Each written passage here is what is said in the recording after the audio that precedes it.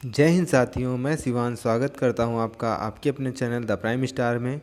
आज मैं आपके लिए लाया हूं एक बहुत ही महत्वपूर्ण वीडियो। जो वीडियो आपको पूरा देखना है दोस्तों, एंड तक देखिएगा, क्योंकि ये वीडियो संबंधित है आपके लिए एक बहुत ही महत्वपूर्ण जॉब्स यूपीएसआई संबंधित। तो यूपीएसआई में आपका क्या सिलेबस आएगा, क्या बुक्स हैं और क्या सबसे महत्वपूर्ण चीज़ें जो आपके लिए लाया हूँ, इसमें आरक्षण और उत्तर प्रदेश निवास का लाभ तो आपको नहीं मिल पाएगा यदि आप ये वीडियो पूरा ध्यान से नहीं देखेंगे दोस्तों। तो वीडियो पूरा ध्यान से देखिएगा, आपके लिए बहुत ही महत्वपूर्ण जानकारियाँ इस वीडियो में हमने कलेक्ट की हैं।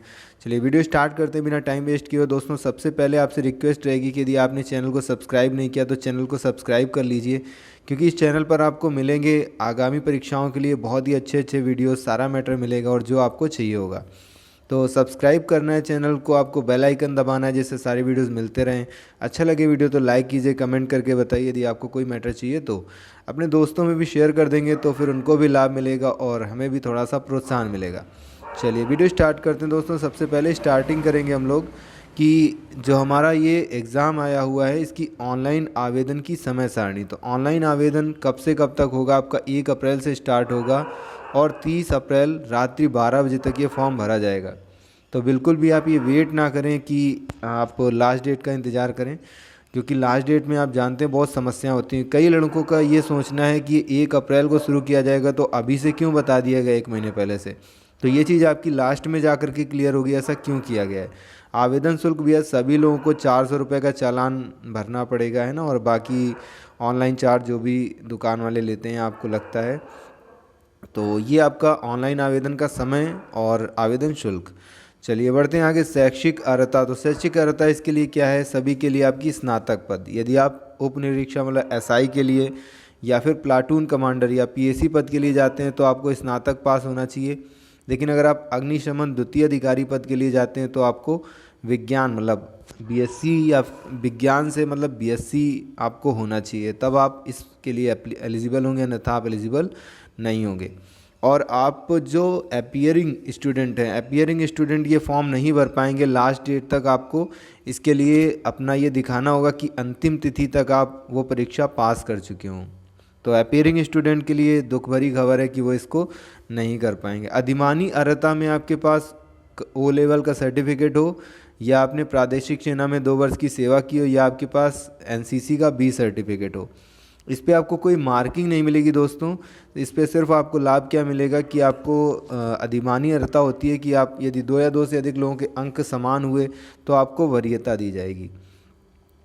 एज लिमिट जो है दोस्तों इसके लिए आपकी 21 वर्ष से 28 वर्ष है। तो इसमें जो एज लिमिट है कि 1 जुलाई 2021 से आयु की गणना की जाएगी। मतलब जिनकी डेट ऑफ बर्थ 1/7/93 से आगे हो और 1/7/2000 से पहले, मतलब 1/7/93 से के बाद आपकी डेट ऑफ बर्थ पड़ती है और 1/7/2000 के पहले पड़ती है, तो आप इस फॉर्म के लिए एलिजिबल हैं, अन्यथा आप एलिजिबल नहीं होंगे। अब इसमें हम आगे बढ़ते हैं कि जो आपका कैरेक्टर तो भैया इसके लिए बहुत अच्छा होना चाहिए, है ना आपका। फिर वैवाहिक परिस्थिति, ऐसा खैर अभी ज़्यादातर लोगों को तो ऐसा कुछ नहीं होगा। बाकी बता देते हैं आपको कि सेवा में किसी भी पद पर नियुक्ति के लिए ऐसा पुरुष या महिला अभ्यर्थी पात्र नहीं होगा जिसके 1 से अधिक पत्नियां या पति जीवित हों, ठीक है।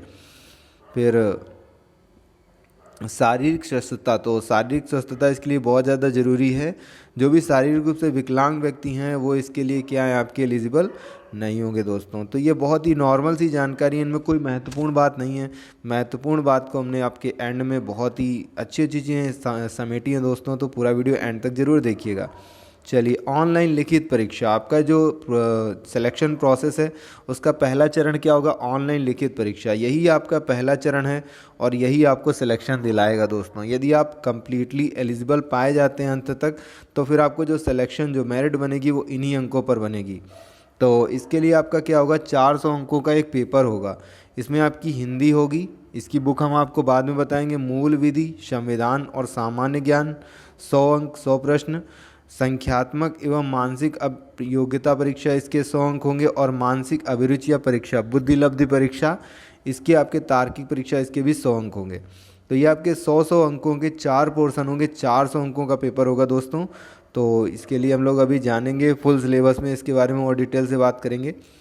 तो इसमें होगा कि आपका ऑनलाइन लिखित परीक्षा होगी 2 घंटे की, 120 मिनट की ऑनलाइन लिखित परीक्षा, और ऑनलाइन जो आपकी ऑब्जेक्टिव परीक्षा होगी।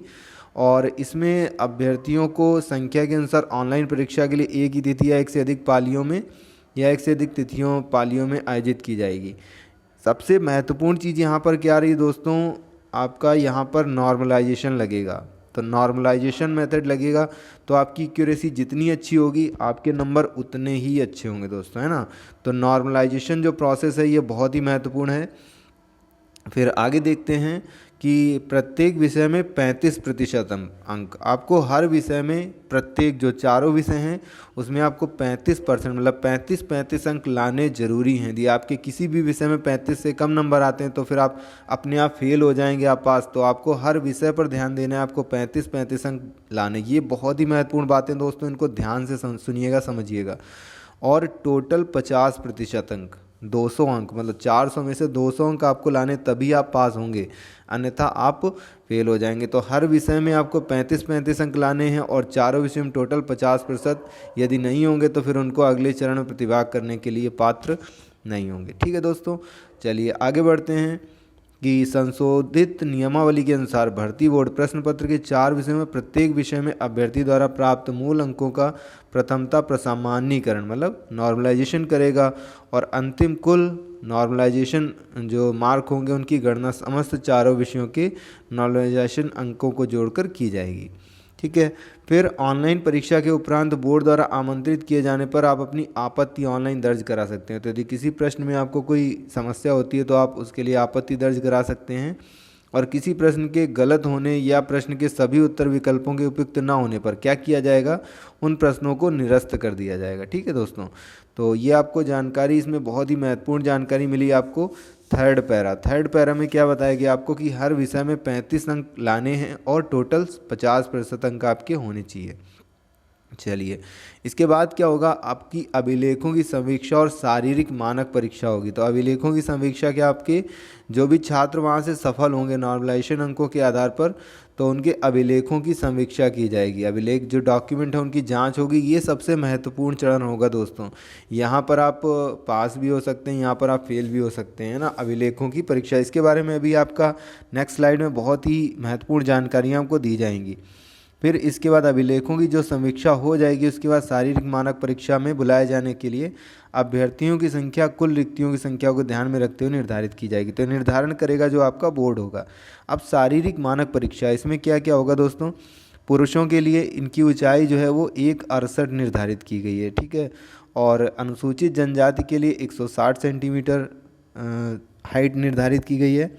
फिर जो आपका चेस्ट है वो सामान्य और पिछड़ी जातियों अनुसूचित के लिए क्या होगा, आपका न्यूनतम 79 सेंटीमीटर और फुलाने पर 84 सेंटीमीटर। तो 79 सेंटीमीटर बिना फुलाए और 84 सेंटीमीटर फुलाने पर, जबकि अनुसूचित जनजाति के लिए 77 सेंटीमीटर और 82 सेंटीमीटर मतलब 5 सेंटीमीटर का फुलाव अनिवार्य है दोस्तों। तो ये आपकी चेस्ट और हाइट की बात हो गई पुरुषों के लिए। अब महिलाओं की बात करते हैं। तो महिलाओं के लिए जो सामान्य ऊंचाई है वो 152 सेंटीमीटर है, जबकि अनुसूचित जनजाति की महिलाओं के लिए 147 सेंटीमीटर है। फिर महिलाओं का दूसरा जो क्राइटेरिया होगा वजन होगा। महिला अभ्यर्थियों को न्यूनतम भैया 40 किलो का होना चाहिए। तो भैया जिनका वजन कम है, जिन्होंने जीरो फिगर मेंटेन कर रखा हो, खा पी करके अपने आप को सही करें, है ना, तो 40 किलो से ज़्यादा आपका वजन होना चाहिए। अब ये मानक परीक्षा में जो असफल हो जाएंगे वो तो आपके बाहर हो गए। जो अभिलेख में समीक्षा हुई उसमें पास हुए और शारीरिक मानक परीक्षा को भी पास किया उन्होंने, उनको आगे बुलाया जाएगा, है ना। तो उसके बाद आपकी शारीरिक दक्षता परीक्षा होगी दोस्तों, है ना। मानक परीक्षा, आप मानक परीक्षा पर खरे उतरे तो अब आप शारीरिक दक्षता परीक्षा दीजिए। तो शारीरिक दक्षता परीक्षा में क्या होगा, आपको सफल होने के लिए पुरुष अभ्यर्थियों को 4.8 किलोमीटर की दौड़ 28 मिनट में मतलब लगभग 5 किलोमीटर की दौड़ 28 मिनट में पूरी करनी होगी, और महिला अभ्यर्थियों को 2.4 किलोमीटर की दौड़ 16 मिनट में पूरी करनी होगी। तो कुछ ज़्यादा समय दिया गया और दूरी कम कर दी गई महिलाओं के लिए। फिर जो अभ्यर्थी नियत समय में भीतर दौड़ पूरी नहीं करेंगे वे पात्र नहीं होंगे। और ये शारीरिक दक्षता परीक्षा ये जिला मजिस्ट्रेट द्वारा नामित डिप्टी कलेक्टर की अध्यक्षता में गठित एक समिति द्वारा की जाएगी, जिसमें जनपद के पुलिस अधीक्षक द्वारा नामित पुलिस उपाधीक्षक सदस्य होंगे। ठीक है। तो ये काफ़ी स्ट्रिक्ट एक समिति के समक्ष आपकी ये परीक्षा की जाएगी। तो इसमें पुरुषों को लगभग 5 किलोमीटर 4.8 किलोमीटर है 28 मिनट में, और महिलाओं को 2.4 किलोमीटर 16 मिनट में। तो आप लोगों को प्रैक्टिस क्या करनी है, जो पुरुष अभ्यर्थी हैं वो 5 या 6 किलोमीटर की प्रैक्टिस करें, और जो महिला अभ्यर्थी हैं वो कम से कम 3 किलोमीटर की प्रैक्टिस करें, तब आप वहाँ पर अच्छे अंक प्राप्त कर पाएंगे, आप वहाँ पास हो पाएंगे आसानी से। इसके बाद क्या होगा, आपका ये सारी जो सूचनाएं आपको समय समय पे किससे, वेबसाइट, जो वेबसाइट आपकी कौन सी वेबसाइट है भैया, http://uppbpb.gov.in वेबसाइट लिखी हुई, इस वेबसाइट से आप सारी जानकारियाँ अपनी प्राप्त कर सकते हैं। चलिए अब बात करेंगे हमारा जो सबसे महत्वपूर्ण क्या चीज़ है, जो आपका पाठ्यक्रम है, जिसके लिए आप ये वीडियो देख रहे हैं। तो ये पाठ्यक्रम इस वीडियो का सबसे महत्वपूर्ण पार्ट है, और इससे भी महत्वपूर्ण पार्ट है आपका जो हमने नेक्स्ट बात बताई आपकी, कि आप निवास के लिए और आरक्षण के लिए, तो उत्तर प्रदेश के निवासी हैं इसका आपको लाभ मिलेगा, और साथ ही साथ आपको आरक्षण का जो लाभ मिलेगा उसके लिए आप कब एलिजिबल हो पाएंगे, इसके लिए आपका वीडियो के एंड में, और साथ ही साथ आपकी कट ऑफ जो लास्ट ईयर की गई थी, पिछली बार जब ये परीक्षा हुई, तो उसकी कट ऑफ के बारे में भी हम लोग बात करेंगे। तो आपके सामान्य हिंदी के 100 अंक होंगे, मूल विधि, संविधान और सामान्य ज्ञान के 100 अंक होंगे, संख्यात्मक एवं मानसिक योग्यता परीक्षा 100 अंक होंगे, मानसिक अभिरुचि परीक्षा, बुद्धि लब्धि परीक्षा और तार्किक परीक्षा 100 अंक। इस तरह से टोटल 400 अंकों का पेपर होगा।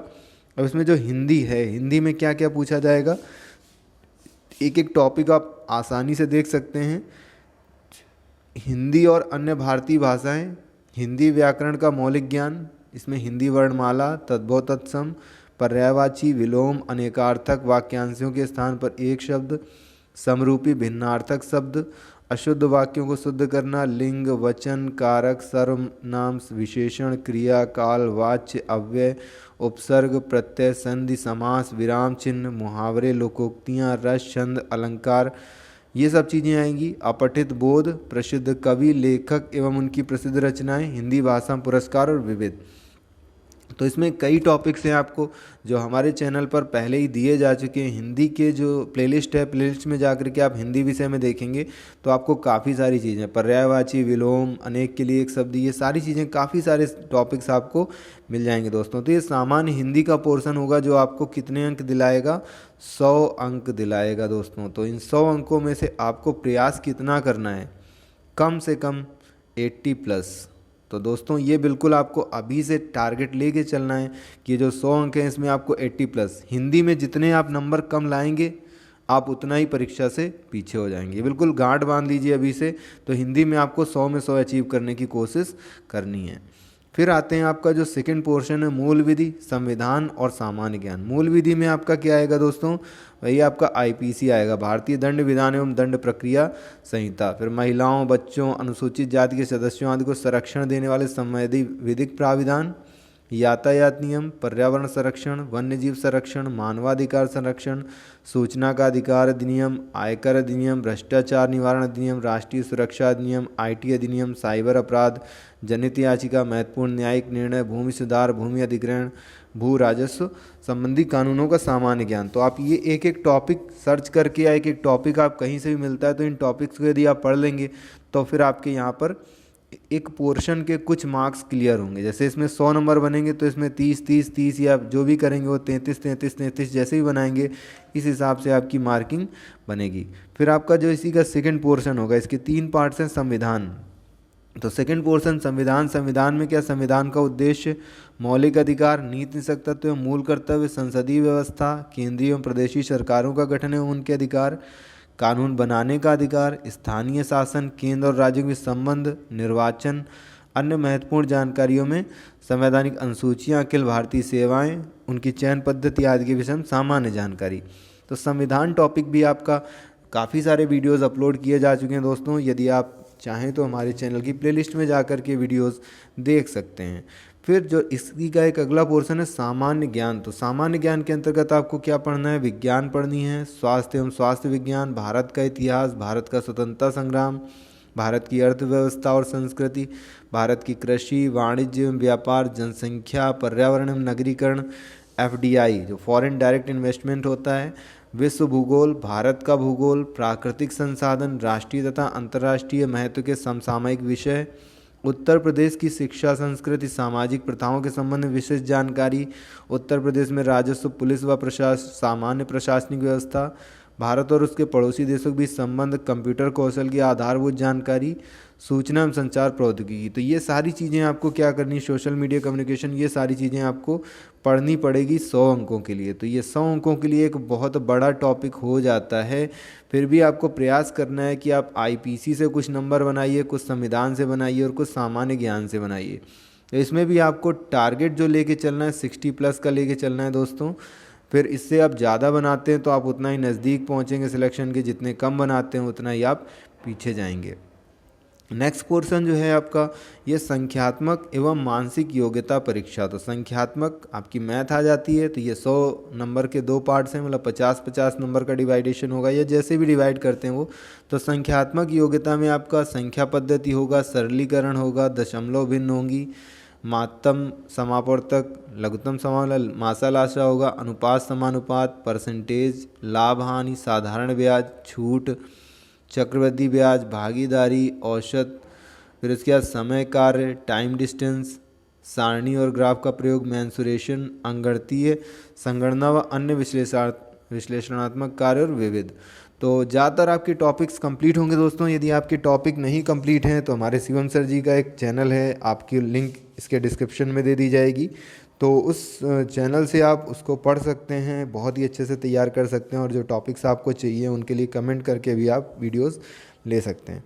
मानसिक योग्यता परीक्षा, तो इसमें आपका क्या क्या आएगा, तार्किक आरेख होंगे, संकेत संबंध विश्लेषण, प्रत्यक्ष ज्ञान बोध, शब्द रचना परीक्षण, अक्षर और संख्या श्रृंखला, शब्द और वर्णमाला में आंशिक समरूपता, व्यवहारिक ज्ञान परीक्षण, दिशा ज्ञान, आंकड़ों का तार्किक विश्लेषण, प्रभावी तर्क और अंतर्निहित भावों का विनिश्चय करना। थोड़ा सा टफ टॉपिक हो सकता है दोस्तों, लेकिन आपकी जो संख्यात्मक योग्यता यदि आपकी स्ट्रांग है तो फिर इसमें आप इजीली 70 या 80+ स्कोर ले सकते हैं।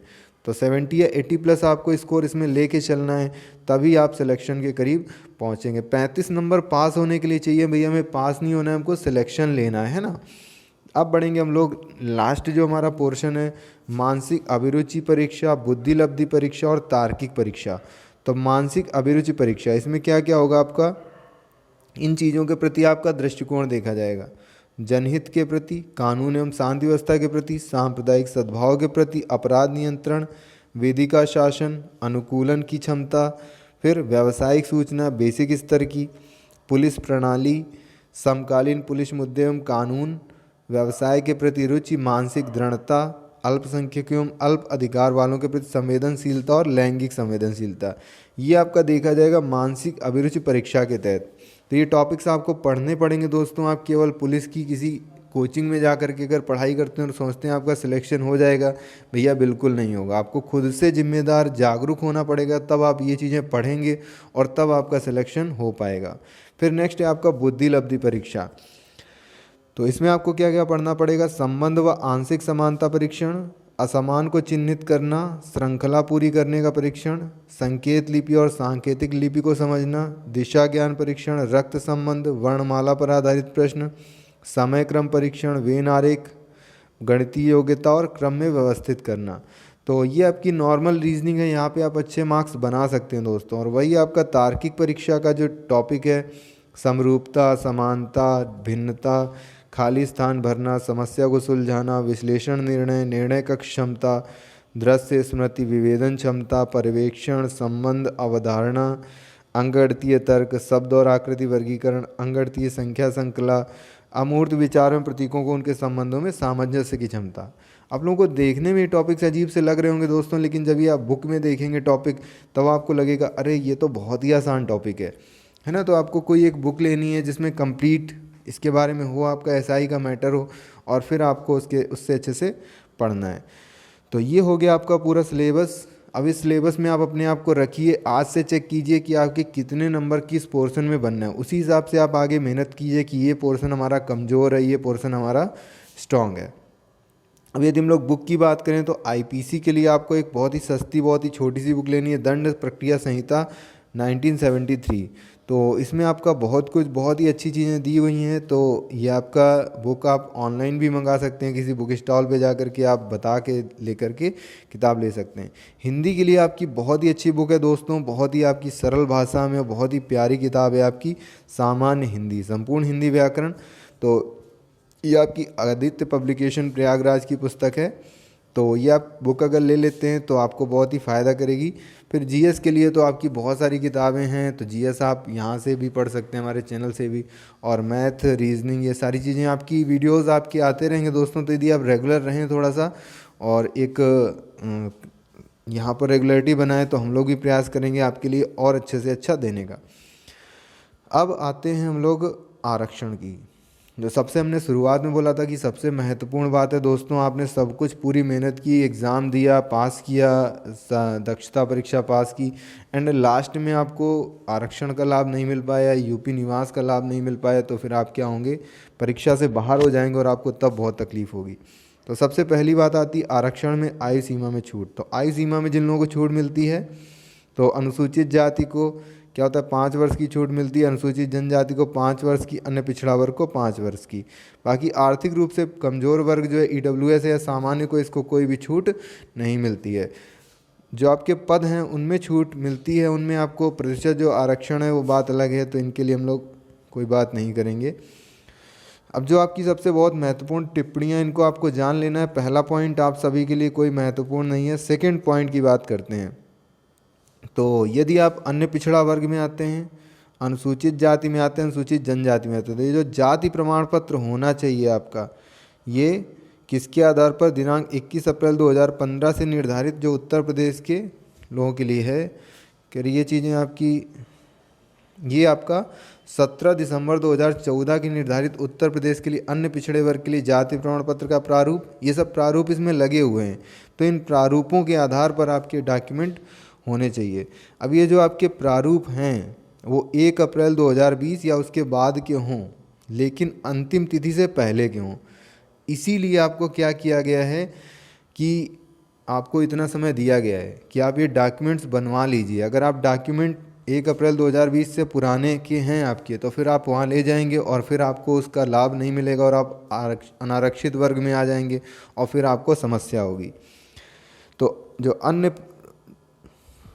अन्य पिछड़ा वर्ग है उसको ध्यान देना है आपको कि आपका जो डॉक्यूमेंट है वो 1 अप्रैल 2020 के बाद का हो और 30 अप्रैल 2021 से पहले का हो। ठीक है दोस्तों, तो ये बहुत ही महत्वपूर्ण बात थी। हमने कहा था आपको बहुत महत्वपूर्ण चीज़ें लास्ट में हैं, तो इनको ध्यान से देखना है। फिर जो इकोनॉमिकली वीकर सेक्शन है, जो आर्थिक रूप से पिछड़ा वर्ग है, जो सामान्य जाति के कैंडिडेट्स को जो लाभ मिलता है, तो यदि वो सर्टिफिकेट अपना बनवा रहे हैं तो एक तो उनको स्वयं का एक घोषणा पत्र देना पड़ेगा और साथ ही साथ एक आपका आय एवं परिसंपत्ति प्रमाण पत्र निर्धारित प्रारूप 6 के अनुसार होना चाहिए। और ये जो बना हो आपका, ये 1 अप्रैल 2020 के बाद का होना चाहिए, लेकिन 30 अप्रैल 2021 से पहले का होना चाहिए। इसीलिए आपको इतना समय दिया गया दोस्तों। फिर आपको आरक्षण में आयु में छूट जो मिलेगी वो भी प्रमाण पत्र आपका निर्गत होना चाहिए सही समय के हिसाब से जैसा बताया गया। तो इस तरह के यदि आप कोई प्रमाण पत्र प्रस्तुत करते हैं तो फिर आपको लाभ मिलेगा, अन्यथा आपको लाभ नहीं मिलेगा। तो जैसा कि आपको यहाँ पर दिया गया है कि यदि कोई व्यक्ति, जो पॉइंट 12 है ये बहुत ही महत्वपूर्ण है कि मानक परीक्षण के समय अन्य पिछड़ा वर्ग, अनुसूचित जाति, अनुसूचित जनजाति या फिर महिलाएं उत्तर प्रदेश का मूल निवास प्रमाण पत्र प्रस्तुत करने में असमर्थ रहती हैं तो उन्हें महिला वर्ग के अंतर्गत 36 आरक्षण का लाभ नहीं दिया जाएगा और उनके जो नॉर्मलाइज्ड अंक हैं उनको अनारक्षित श्रेणी के कट ऑफ या उससे अधिक हैं, तभी उन्हें चयन प्रक्रिया के अगले चरण में अनुमति दी जाएगी। दोस्तों ध्यान देना है आपको अपने जो सर्टिफिकेट है, डॉक्यूमेंट एक बार निकाल के देख लेने, क्योंकि 2015 के बाद आपकी यूपीएसआई की वैकेंसी आई है और अगर ये चली गई तो इसके बाद में फिर भगवान ही मालिक है कब आपकी वैकेंसी दोबारा आएगी। आपको अगर ये 2 स्टार कंधों पर दिख रहे हैं, यदि आपको ये 2 स्टार अपने कंधों पर चाहिए हैं तो भैया एक बार पिछले एग्ज़ाम पे नज़र डाल लीजिए कट ऑफ कितनी गई थी। जो पिछली बार की कट ऑफ गई थी जनरल कैटेगरी की, वो थी आपकी 332.9, मतलब 333। तो इस बार की कट ऑफ कितनी रहेगी आप अपने आप से अंदाज़ा लगा लीजिए। ओबीसी कैटेगरी की कट ऑफ गई थी 321.25, एससी कैटेगरी की 283 कट ऑफ गई थी 283.9 मतलब 284, और एसटी कैटेगरी की 235.4। तो वैसे भी हमें जनरल, ओबीसी, एससी, एसटी ये सब ना सोचें, हमें क्या करना है, हमें एग्ज़ाम फाइट करना है। तो जैसा कि हमने आपको बताया था कि जो आपका सबसे पहला पोर्शन आपके हिंदी में आपको कितना स्कोर करना है, 80+ स्कोर करना है। जो आपका संविधान, आईपीसी और सामान्य ज्ञान थी उसमें आपको कितना स्कोर करना है, 60+ स्कोर करना है। फिर इसके बाद में जो थर्ड पोर्शन था आपका मैथ का, उसमें आपने 70 to 80 का स्कोर रखा था। और जो फोर्थ पोर्शन रीजनिंग में हमने कोई निर्धारण नहीं किया, रीजनिंग में आप निर्धारित कर लीजिए आप कितने नंबर ला सकते हैं। तो रीजनिंग में वैसे तो ज़्यादातर अच्छा ही स्कोर हम लोग कर लेते हैं, तो चलिए इसमें भी हम लोग 80+ रख लें। इस तरह से आपके टोटल नंबर बनते हैं 8 8 16, 16 4 20, 2 22, 22 7 29। कितने नंबर बनने हैं, 290। 290 का स्कोर बनना है कितने में से, 400 में से। तो ये क्या हो जाएगा आपका, कम पड़ जाएगा। देख रहे हैं ना दोस्तों। तो बस इससे थोड़ा सा मेहनत और बढ़ानी है।